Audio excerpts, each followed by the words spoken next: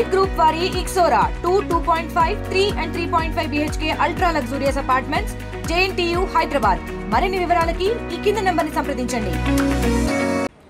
Operation Sindoor విజయవంతమైనటువంటి సందర్భంగా దేశవ్యాప్తంగా కూడా తిరంగా ర్యాలీలు జరుగుతున్నాయి. దీనికి సంబంధించి కూడా ఉమ్మడి వరంగల్ జిల్లా వ్యాప్తంగా అనేక కార్యక్రమాలు జరుగుతున్నాయి. అందులో ఎక్స్ సర్వీస్ మెన్స్ కూడా వాళ్ళు చేసినటువంటి సేవల్ని గుర్తించి కొంతమంది రిటైర్డ్ ప్రొఫెసర్లు అలాగే రిటైర్డ్ లెక్చరర్స్ కూడా వారి సేవల్ని గుర్తించి గతంలో చేసిన దాన్ని గుర్తించి వారికి సన్మాన కార్యక్రమాలు చేశారు.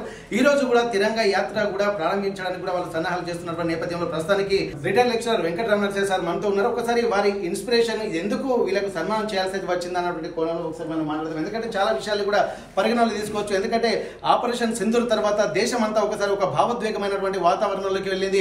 పాకిస్తాన్ దుష్టనీతి, దమన నీతి ఎప్పుడైనా సరే మనకు ప్రమాదమైనటువంటి ఆలోచనలు కూడా ప్రతి ఒక్క భారతీయుడికి కలిగినటువంటి నేపథ్యంలో దేశం అంతా యావత్తు ఒక్కతాటిగా ఉండడమే కాకుండా ప్రపంచ దేశాల మద్దతు కూడా భారతదేశం లభించింది. ఈ నేపథ్యంలో ప్రస్తుతానికి వెంకటరమణ సార్ మనతో ఉన్నారు. వారు మాజీ సైనికులకు సన్మాన కార్యక్రమం కూడా చేశారు. ఇక్కడ తిరంగా ర్యాలీకి కూడా ప్రారంభానికి కూడా కార్యక్రమానికి రూపకల్పన చేస్తున్నారు. నమస్తే సార్. నమస్తే. నిజంగా సార్ ఇప్పటి వరకు ఏంటంటే ప్రతి ఒక్కరు ఒక్కొక్క కాన్సెప్ట్ తోటి ఇప్పుడు తిరంగా ర్యాలీలు కూడా మొదలు పెడుతున్నారు. కానీ మీరు దేశానికి సేవ చేసినటువంటి మాజీ సైనికులు ఇక్కడికి వచ్చి ఉన్నారు. ప్రస్తుతానికి వాళ్ళకు కూడా ఒక మంచి ఇన్స్పిరేషన్ గా వాళ్ళకు ఒక మనోధైర్యం కల్పించే విధంగా మీరు ఒక కార్యక్రమానికి రూపకల్పన చేశారు. ఎట్లా అనిపిస్తుంది సార్? ఏ ఇన్స్పిరేషన్ తోటి మీ కార్యక్రమాన్ని నిర్వహించదలుచుకుంటున్నారు? ఈ దేశం భారతదేశం, ఇక్కడి ప్రజలు ఈ దేశం పట్ల కలిగి ఉండే ప్రేమ, అభిమానము, దీని పట్ల ఉండే గౌరవము అన్నిటికంటే ఎక్కువ త్యాగనిరతి ఈ దేశం కొరకు ఈ మాజీ సైనికులలో కూడా ఉన్నది.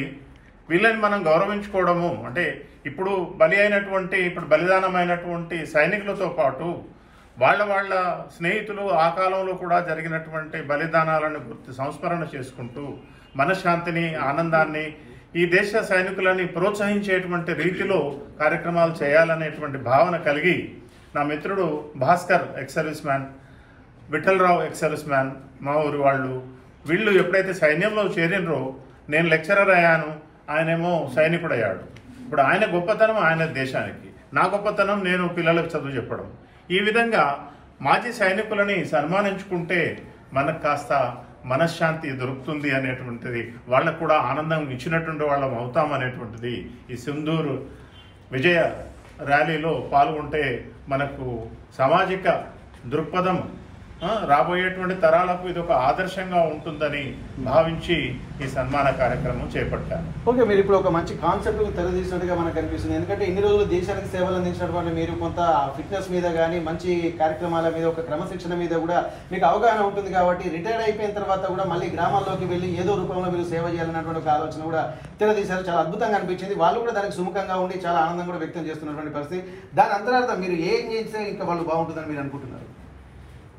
వీళ్ళ జీవనంలో ఆనందము, శాంతి, ఆనందము ఇవి కలగాలని నేను కోరుకుంటున్నాను. దీనికి మన సమాజంలో ఉన్నటువంటి సాంస్కృతిక, క్రీడా మరియు సంఘీభావం కలిగేటువంటి సామాజిక సేవలలో మనం పాల్గొన్నట్లయితే వీళ్ళు ఆ మనశ్శాంతిని, ఆనందాన్ని మరియు వాళ్ళ పిల్లలను కూడా చక్కటి మార్గంలో నడిపించేటువంటి ఆ త్యాగం అనేటువంటిది ఇంకా కొనసాగుతుందనే భావంతోనే నేను సామాజిక కలయిక కొరకు తిరిగి మళ్ళీ ప్రయత్నం చేయాలని అనుకుంటున్నాను. ఓకే, దేశానికి ఎంతో మంది వివిధ రూపాల్లో సేవలు అందించేటువంటి వాళ్ళు కూడా ఉంటారు. మరి మీరు ఎక్స్ సర్వీస్ మెన్ ఎందుకు ఎంచుకున్నారు సార్? సమాజంలో ఎక్స్ సర్వీస్ మెన్ ఒక రకంగా నిరుత్సాహంగా కూడా ఉన్నారు. వాళ్లను గుర్తింపు లేదు, వాళ్లకు ఒక ఇల్లు లేదు, వాళ్లకు ఒక జీవన ఆధారం లేదు, వ్యవసాయ క్షేత్రం కానీ లేదా వ్యాపార క్షేత్రం కానీ ఏది లేదు. ప్రభుత్వం ఇది గుర్తించి వీళ్లకు అన్ని అందివ్వాలి తప్పకుండా. ఎందుకంటే ఈ దేశాన్ని కాపాడినటువంటి వాళ్ళు, ఈ దేశాన్ని కాపాడడం అంటే మామూలు విషయం కాదు. అది వాళ్ళ త్యాగాలు చేసి వాళ్ళ ధనమాన అన్నీ కూడా పిల్లలతో త్యాగం చేశారు. కాబట్టి ప్రభుత్వం వీళ్ళను గుర్తించి వీళ్ళకి అన్ని వసతులు కల్పించాలి. సమాజంలో కూడా ఆ ఊరు సర్పంచ్ కానీ మండలాధికారి కానీ వీళ్ళు కూడా ఈ జాతీయ దినోత్సవాలలో ఆహ్వానించి వాళ్ళను కూడా సన్మానించి వాళ్లకు శాంతి, సంతోషం కలిగించాలనేది నా ముఖ్య ఉద్దేశం. ఓకే, ఇక్కడ మనం గమనించాల్సినటువంటి అంశం ఏంటంటే ఆపరేషన్ సింధూర్ ప్రారంభమైన తర్వాత కూడా ప్రతి ఒక్క ఎక్స్ సర్వీస్ మెన్ లో రక్తం మరిగిపోయినటువంటి పరిస్థితులు కనిపించాయి. అందులో ఆర్టీవీ కూడా ఎక్స్క్లూజివ్గా ఎక్స్ సర్వీస్ మెన్ తోటి మనం ఇంటర్వ్యూలు తీసుకున్నాం. వాళ్ళు ఈ సమయంలో సైతం మేము బార్డర్కు వెళ్ళేటువంటి అవకాశం ఉంటే వెళ్తాము, కానీ ఇప్పుడున్నటువంటి పరిస్థితిలో మేము ఏ పరిధిలో మేము సేవ చేయాలనేటువంటి అవకాశం వస్తే ఆ సేవ చేస్తాము, అవసరం అనుకుంటే వాళ్ళ బూట్లు కూడా తీసి అందించడానికి మేము సిద్ధంగా ఉన్నామన్నటువంటి మాటలు చెప్పడము వాళ్ళ యొక్క దేశభక్తికి, వాళ్ళ ఇన్ని రోజులు పనిచేసినటువంటి కార్య నిరతికి కూడా నిదర్శనంగా చెప్పుకోవచ్చు. ప్రస్తుతానికి senior retired ex service mens మనతో ఉన్నారు. ఒకసారి వాళ్ళతో మాట్లాడదాం. ప్రభాకర్ సార్, ఇప్పటి వరకు గత కొద్ది రోజుల నుండి మీరు ఆర్టీవీతో కూడా ట్రావెల్ చేస్తున్నారు. చాలా వరకు కూడా ఎన్నో ఇన్స్పిరేషన్ యాక్టివిటీస్ కూడా మీరు రూపొందిస్తున్నారు. చాలా వరకు ఇక్కడ ప్రజల్లో కూడా ఒక మనోధైర్యాన్ని, అంటే దేశం మీరు ఏమి ఇబ్బంది పడాల్సిన అవసరం లేదు, మన సైనికులు ఉన్నారు, దేశం సురక్షితంగా ఉంటుందన్నటువంటి భరోసా కూడా ఇక్కడ ఉన్నటువంటి దేశంలో అంతర్గతంగా ఉన్నటువంటి వాళ్ళందరికీ కూడా ఇచ్చారు. ఇప్పుడు నిజంగా యుద్ధం ముగిసింది, విజయం సాధించాము. ఆపరేషన్ సింధూర్లో భారత్ పైచేయి సాధించిన తర్వాత మళ్ళీ విజయోత్సవ ర్యాలీ కూడా ఇప్పుడు రూపకల్పన చేస్తున్నారు. వెంకటరమణ సార్ లాంటి వాళ్ళు ముందుకు వస్తున్నటువంటి సందర్భంలో నిజంగా ఎక్స్ సర్వీస్ మెన్స్ కు భరోసా కనిపిస్తుందా సార్ ఇప్పుడు ఇట్లాంటి వ్యక్తులు ఉండడం వల్ల? ముందుగా ఆర్టీవీ వెంకట రత్న గారికి ధన్యవాదాలు. ఎందుకంటే నేను 2-3 సార్లు మీతో ఇంటర్వ్యూలో నేను మాట్లాడాను. నా రిక్వెస్ట్ ఏంటంటే, ఇప్పుడు అందరు రకరకాలు చెప్పింది ఓకే, నేను నా లైఫ్లో 30 years నేను డిఫెన్స్ సర్వీస్ చేసిన, వచ్చి ఇప్పుడు 15 years అయ్యి, ఎంతైనా మాలో కొంత ఉంటుంది. కానీ ఎప్పుడు హిందుస్థాన్ ఎవరైనా ఏ మాది సైనికుడు సర్వీస్ పర్సన్ అయినా వాళ్ళు అక్కడ పాకిస్తాన్లో ఇప్పుడు మనకు వాళ్ళు కవ్వింపు చర్యలు చేస్తున్నారు.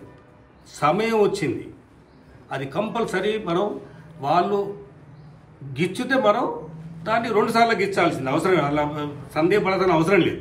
అది భారతదేశంలో ఉంది. అది ఇంకొకటి, ఇప్పుడు ఈవినింగ్ 5th ర్యాలీ అని మనం పబ్లిక్ ఆర్డర్లో చెప్పినాం అందరం. కానీ ఆ ర్యాలీ కంటే మీరు ర్యాలీ కూడా తీద్దాం, ఓకే, జాతీయ జెండా పెట్టుకొని తీద్దాం. కానీ నా రిక్వెస్ట్ ఏంటంటే, మన ఎక్సర్విస్మెన్లకు సివిలియన్స్ కూడా మీ పక్కన ఎవరైతే సర్వీస్ పర్సన్ ఇప్పుడు అక్కడ బార్డర్లో ఉన్నారో వాళ్ళ ఇంటికి వెళ్ళి ఒక జాతీయ జెండా ఇవ్వండి. వాళ్లకు వాళ్ళ అమ్మతో నాన్నతో పిల్లలతో మీకు మేము ఉన్నాము భరోసా అని అది చెప్పి ఒక స్నాప్ దిగి మీరు వాళ్ళకు పెట్టండి. వాడు ఎప్పుడో వీలైనప్పుడు ఆ ఫోటో ఆనందించినప్పుడు చూసుకుంటాడు, చూసుకున్నప్పుడు చాలా హ్యాపీ ఫీల్ అవుతాడు, కొండంత బలం వస్తుంది. ఇది నా రిక్వెస్ట్. వాళ్ళు ఇంకోటి నేను మీకు అందరికీ తెలియదు, ఇవాళ 5 గంటలకు 5:30కు పబ్లిక్ గార్డెన్ కమిటీ హాల్ దగ్గరికి రాండి. ఒక అర్ధ గంట ఉంటుంది. రిక్వెస్ట్, మీతో మీ మిత్రులు కూడా తీసుకురండి. సివిలియన్స్ ఎవరైనా పర్లేదు, వాళ్ళు కూడా మన భారతీయులే. టైం ఉన్న వాళ్ళు తప్పకుండా రాండి. దీనికి మనం మరొకసారి వెంకటరమణ సార్కి ధన్యవాదాలు తెలుపుతూ ఈ టైం ఇచ్చినందుకు ముగిస్తున్నాం. Thank you.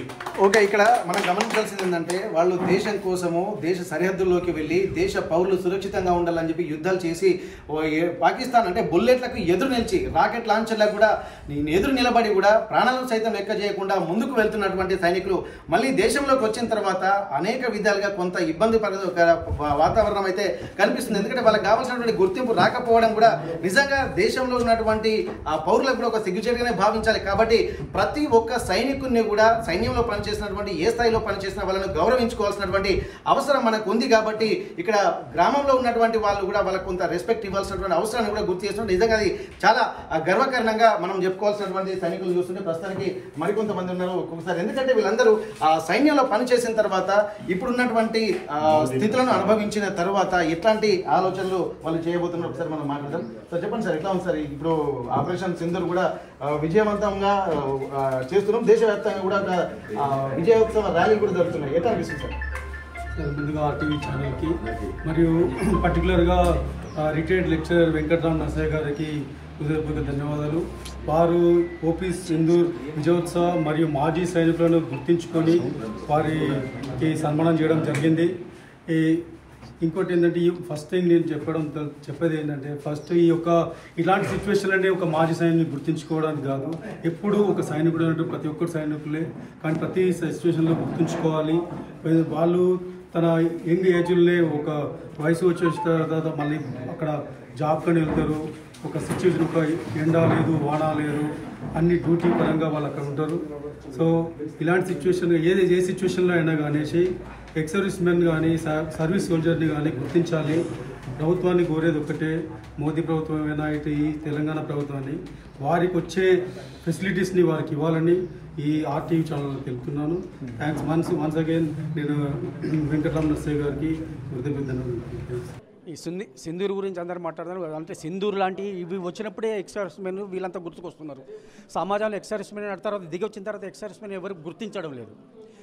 మాకు ఒక ఈవెన్ వైట్ రేషన్ కార్డు లేదు మాకు, లేకుంటే ఒకటి ఏంటిది అది హాలు, అట్లీస్ట్ మేము గెట్ టుగెదర్ లాగా ఇట్లా మీట్ అవుతుంది కూడా ఒకటి కమ్యూనిటీ హాల్ లాంటిది కూడా లేదు. ఇంత పెద్ద సిటీలో ఉమ్మడి వరంగల్ జిల్లాలో ఒక 500 గజాలు కలెక్టర్ గారు మాకు ఇవ్వలేరా? వేరే వేరే కుల సంఘాలకు వాటికి అన్నిటికి ఇస్తున్నారు పార్టీలను బట్టి. అంటే మాది ఏ పార్టీ లేదు కాబట్టి మాకు కూడా ఒకటి కమ్యూనిటీ హాల్ కట్టించాలి ఖచ్చితంగా. ఇది మా డిమాండ్, భిక్షం కాదు. భిక్షం మాకు ఏం అక్కర్లేదు, డిమాండ్ మాకు అన్నిటికీ ఇవ్వాలి. లేకుంటే మేము కూడా అందరం కనుక ఒకసారి ఇది అయిందంటే మాకు కూడా ఇస్తారు. ఒక కుల పనులు పట్టుకొని మాకు ఈ ఓట్లు కావాలంటే వాళ్ళందరూ ఇది చేస్తున్నారు, మమ్మల్ని ఎందుకు ఇది చేయట్లేదు? అంటే మీకు అంతా ఇది ఉన్నదా? ఏదైనా పని చేయించాలంటే ఒక రాజకీయ నాయకుడు మాట్లాడుతున్నాడు సైనికుల్లాగా పని చేయాలి, సైనికుల్లాగా మీరు టైం మెయింటైన్ చేయాలంటారు. అంటే అన్నిటికీ సైనికుడు కావాలి కానీ వీటికి వద్దా సైనికుడు? మాకు ఖచ్చితంగా ఇది కావాలి, మాకు ఇంకేది ఇది అక్కర్లేదు. మేము భిక్షగాళ్ళం కాదు. మీరు మాకు ఉచితాలు ఏమి ఇవ్వకండి, అందరికి ఇచ్చినట్టు మాకు ఇవ్వండి. మాకేం పుణ్యానికి ఇస్తలేరు మీరు. మిగతా వాళ్ళకి మీరు ఒక 5 సంవత్సరాలు చేస్తే మీకు పెన్షన్ కావాలి, 2 సంవత్సరాలు చేస్తే పెన్షన్ కావాలి. వీడు 17 సంవత్సరాలు చేసి పెన్షన్ తీసుకుంటే వాడిని పెన్షన్ వస్తుంది, మనకి ఎందుకంటే మరి నీకెందుకు? ఏ రాజకీయ నాయకుని కనుక ఎందుకు మీకు పెన్షన్? మీరు కూడా పెన్షన్ బంద్ చేయండి, మాకు కూడా ఏమద్దు. మీకు అన్నిటికీ రాయితీలు కావాలి, లక్షలలో మీరు కోట్లలో ఖర్చు పెట్టడానికి మీకు కావాలి. కానీ మాకు అట్లీస్ట్ భార్య పిల్లలతో పోతే ఒక సినిమా చూడలేము ఈ రోజులలో నీవు వచ్చే పెన్షన్ చేయబట్టి. అంటే మేము బ్రతుకు తెరువు కోసం పోయినట్టు కాదు కదా. లేకుంటే రండి మరి అందరాకం, మీ పిల్లలు మా పిల్లల్ని పంపుదాం బార్డర్ మీదకి. ఎవరికి వద్దు పెన్షన్, వచ్చిన తర్వాత ఎవరికి సత్తా ఉంటే వాడు ఈజీ అవుతాడు. Thank you sir. ఓకే, ఇక్కడ మనం గమనించాల్సిన అంశాన్ని కూడా ఒక్కసారి మనం పరిశీలిద్దాము. ఇక్కడ చాలామంది కూడా బార్డర్లోకి వెళ్ళి వచ్చిన తర్వాత వాళ్ళ స్థితిగతులను కూడా వివరించేటువంటి ప్రయత్నం చేస్తున్నారు. ఇప్పుడు ఒకసారి మనం ఒక యంగ్ అంటే రీసెంట్గా సైన్యం నుండి రిటైర్డ్ అయిపోయిన తర్వాత కొన్ని విషయాలు కూడా చెప్పదలుచుకున్నటువంటి పరిస్థితి. సార్ మీరేం చెప్పదలుచుకుంటున్నారు సార్? నమస్కారం సార్, నా పేరు బిట్ల వేణుగోపాల్ సార్. నేను ముఖ్యంగా చెప్పదలుచుకుంది అంటే, మనం ఏదైనా దాడి జరిగినప్పుడు లేదా యుద్ధం జరిగినప్పుడే చనిపోతే 2-3 రోజులు మనం వాట్సాప్లో స్టేటస్ పెట్టుకొని ఆ తర్వాత మర్చిపోవడం కాదు. మేము ఉన్నామని భరోసా ఇవ్వడానికి మీ వారి కుటుంబానికి వెళ్ళి మీరు భరోసా ఇవ్వాలి. అది కాకుండా ఇంకొక ముఖ్య విషయం ఏంటంటే, హైదరాబాద్ తర్వాత 2వ నగరం మన వరంగల్. మన వరంగల్లో ఇది చూడండి, ఈ పాంప్లెట్ చూడండి. ఈ పాంప్లెట్లో ఉన్న వీరులు, వీళ్ళు కార్గిల్ యుద్ధం అయితేంది, చిన్న చిన్న యుద్ధాలు అయితేంది, 11 ఇంతమంది యుద్ధ వీరులు ఉన్నారు. కనీసానికి మనం స్మరించుకోవడానికి ఒక వేదిక అంటూ లేదు, ఒక స్తూపం అంటూ లేదు. ఈ ప్రభుత్వాన్ని కోరేది మా మాజీ సైనికులు స్మరించుకోవడానికి ఒక స్థలం ఏర్పాటు చేసి స్తూపం నిర్మించాలని కోరుకుంటున్నాను. అది కాకుండా గత ప్రభుత్వాలు మాజీ సైనికుల కోసం 5 ఎకరాల భూమి ఇచ్చేది, ఇళ్ల నిర్మాణ స్థలాలు ఇచ్చేది. కనీసానికి ఇప్పటికీ 5 ఎకరాల భూమి కానీ ఇళ్ల స్థలాలు ఇచ్చే నాదులు లేడు. మీ అందరి తరపున వేరుకునేది కనీసానికి ఇప్పుడున్న ప్రభుత్వం అయినా ఇప్పుడు వచ్చే డబుల్ బెడ్రూమ్ స్కీమ్లో మాకు ఒక 10% డబుల్ బెడ్రూమ్స్ మాకు అందివ్వాలని మీ ద్వారా, మేము ఆర్టీ ద్వారా మీ ప్రభుత్వం వేడుకుంటున్నాం. ఈ సందర్భం తెలియజేసుకుంటున్నాం. ఇంకొకటి యువతకు మేము తెలిపేది ఏంటంటే, సైనికుడు దేశభక్తితోనే అనే యుద్ధంకి వెళ్తాడు. సార్ చెప్పినట్టు ₹1,00,000 జీతం ఇచ్చినా కూడా నువ్వు ఇంటికి గడపేదాటి బయటికి వెళ్ళవు.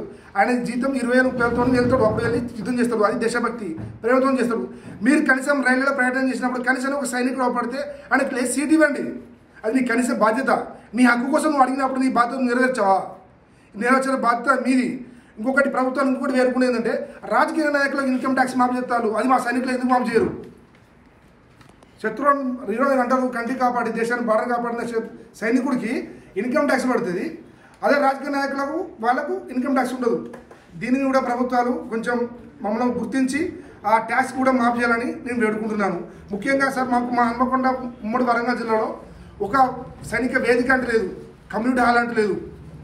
మాకు కమ్యూనిటీ హాల్ కూడా ఏర్పాటు చేయాలని ఈ తరఫున ఆర్టీవీ తరఫున పెద్దల దృష్టికి పోయి నిర్మించాలని మీరు కూడా ఆర్టీవీ ముఖ్య పాత్ర వహించి కొంచెం చర్య తీసుకోవాలని. ముఖ్యంగా అయితే మాకు ఫస్ట్ ఆఫ్ ఆల్ కావాల్సింది సైనిక స్తూపం. ఒక క్యాండిల్ రాజు ఇద్దామంటే ఒక స్తూపం లేదు, ఒక వేదిక లేదు. దీన్ని అందరూ అర్థం చేసుకొని మాకు ఒక సైనిక స్తూపం వచ్చేలాగా ఆర్టీవీ యాజమాన్యం ముందుకు రావాలని కోరుకుంటున్నాం. ఓకే, ఇక్కడ నిజంగా వాళ్ళ ఆవేదన కూడా చాలా వరకు ప్రతి ఒక్కరు కూడా అర్థం చేసుకోవాల్సినటువంటి అవసరం ఉంటుంది. ఎక్కడ చూసినా కానీ ప్రతి ఒక్కరికి కుల సంఘాల పేరిట, మతాల పేరిట అన్ని టెంపుల్స్ ఎన్నో ఉంటాయి. కానీ దేశానికి సంబంధించి సేవ చేసేటువంటి ఆర్మీకి సంబంధించి కూడా ఒక్కటి కూడా ఇప్పటి వరకు ఒక స్తూపం కానీ ఒక ప్లేస్ కానీ లేకపోవడం కూడా నిజంగా ఒక విధంగా అది అంటే సిగ్గుచేటనే చెప్పుకోవాల్సింది. ప్రభుత్వాలు కూడా దీన్ని దృష్టిలో పెట్టుకొని ప్రతి జిల్లా కేంద్రాలలో కూడా ఇట్లాంటివి వీళ్ళకి సంబంధించినటువంటి స్తూపాలు కానీ వాళ్ళకి సంబంధించినటువంటి ఒక ఆర్మీకి సంబంధించినటువంటి ఆ ప్లేస్ని కానీ ఏర్పాటు చేయాల్సి ఉంటుంది. ఇప్పటి వరకు కనీసం క్యాండిల్ ర్యాలీలు ఇద్దామంటే ఎక్కడికి వెళ్ళాలన్నటువంటి ఆ పరిస్థితి అనిపిస్తుంది. ఆ క్యాండిల్ ర్యాలీ తీసి క్యాండిల్స్ ఎక్కడ పెట్టాలో కూడా తెలియనటువంటి పరిస్థితి. ప్రస్తుతానికైతే ఆర్మీ బయటికి వెళ్ళిన తర్వాత మళ్ళీ లోపలికి అంటే దేశంలోకి వచ్చిన తర్వాత అనేక ఇబ్బందులు కూడా వాళ్ళలో కనిపిస్తున్నాయి. ఎందుకంటే వాళ్ళకు వచ్చేటువంటి అరకొర జీతాలతోటి ట్యాక్సులు కట్టలేనటువంటి పరిస్థితులు ఉన్నాయి. ఏ దేశ రాజకీయ నాయకుడైనా సరే అప్పనంగా అనుభవించాల్సి ఉంటుంది తప్ప ఇక్కడ ఎన్నో అవకాశాలు రాజకీయ నాయకులకు ఉంటాయి. కానీ వాళ్ళకు ఉన్నటువంటిది ఒకే జీవనోపాధి, చిన్న చిన్న జీతాలతోటే కాలం గడుపుతుంటారు. కాబట్టి ట్యాక్స్ రద్దు చేయాలన్నది కూడా దేశవ్యాప్తంగా వస్తున్నటువంటి నినాదం. ప్రతి ఒక్కరూ సైనికులకి అండగా ఉండాల్సినటువంటి అవసరం ఉంటుంది. వాళ్ళు ప్రాణాలకు లెక్క చేయకుండా దేశం బయటికి వెళ్ళి శత్రువులతో యుద్ధం చేస్తుంటే అంతర్గతంగా ఉన్నటువంటి భారతీయులు కూడా వాళ్ళకు వెన్నుదన్నుగా నిలబడాల్సినటువంటి అవసరం అయితే కనిపిస్తుంది.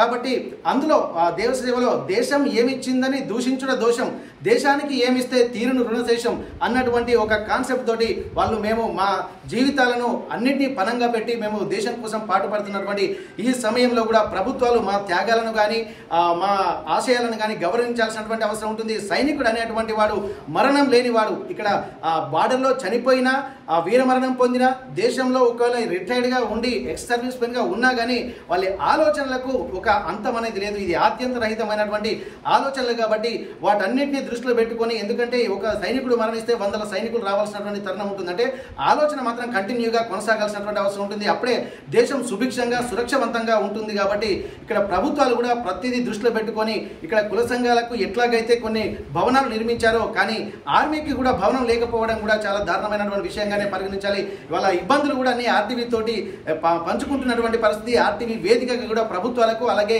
కేంద్ర రాష్ట్ర ప్రభుత్వాలకు విజ్ఞప్తి చేస్తున్నటువంటి నేపథ్యంలో ఇప్పుడు ఆర్టీవీ చూస్తున్నటువంటి నాయకులు ఎవరైనా సరే వీటన్ని దృష్టిలో పెట్టుకొని ఇప్పుడు వెంకటరమణ సార్ గారు ముందుకు వచ్చి మేమున్నామన్నటువంటి ఒక భరోసా ఇవ్వడం వల్ల ఒక చైతన్యమైనటువంటి వాతావరణం అయితే కనిపించింది. అట్లాంటి వాతావరణం ఇంకా ప్రభుత్వాలు తీసుకుంటే ప్రతి ఒక్కరు కూడా ఆర్మీలో పనిచేసిన వాళ్ళే కాకుండా వాళ్ళ పిల్లలు కూడా ఆర్మీకి పంపించడానికి సంసిద్ధత వ్యక్తం చేసేటువంటి పరిస్థితి ఉంటుంది. ఇప్పుడు ఉన్నటువంటి వాళ్ళు ఇబ్బందులు పడుతున్నటువంటి పరిస్థితిని చూస్తే వాళ్ళ పిల్లలు కూడా ఆర్మీకి పంపించాలా వద్దా అన్నటువంటి ఆలోచనలు కూడా రాకముందే ప్రభుత్వాలు మేల్కొని వాళ్ళందరికీ కావాల్సినటువంటి తక్షణ కర్తవ్యంగా ఏవేవైతే అవసరం ఉంటాయో అన్నింటినీ కూడా కేంద్ర రాష్ట్ర ప్రభుత్వాలు ఏర్పాటు చేసి వారిని గౌరవించుకునే విధంగా ప్రభుత్వాలు పాలకులు ఒక మంచి నిర్ణయాలు తీసుకోవాల్సినటువంటి అవసరాన్ని కూడా ఎక్స్ సర్వీస్ మెన్స్ గుర్తు చేస్తున్నటువంటి పరిస్థితి. హన్మకొండ నుండి కెమెరా పర్సన్ వంశీతో వెంకటరత్నం, RTV వరంగల్. ఇండియా పాకిస్తాన్ ఉద్రిక్తతలపై లేటెస్ట్ అప్డేట్స్ కోసం డౌన్లోడ్ చేసుకోండి RTV లైవ్ యాప్.